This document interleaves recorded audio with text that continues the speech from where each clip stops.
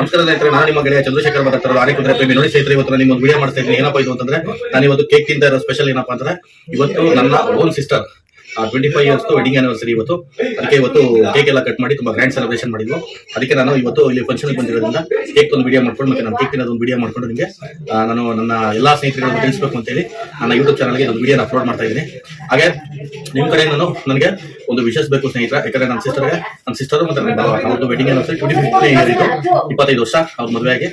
ಅದಕ್ಕೆ ಇವತ್ತು grand celebration ಮಾಡ್ತಾ ಇದ್ದೀವಿ. ಇಷ್ಟೇ ನಾನು ಈ ವಿಡಿಯೋ ಮುಗಿಸ್ತಾ ಇದ್ದೀನಿ. ನೆಕ್ಸ್ಟ್ ವಿಡಿಯೋದಲ್ಲಿ ಮೀಟ್ ಆಗ್ತೀನಿ. ಓಕೆ ಬಾಯ್.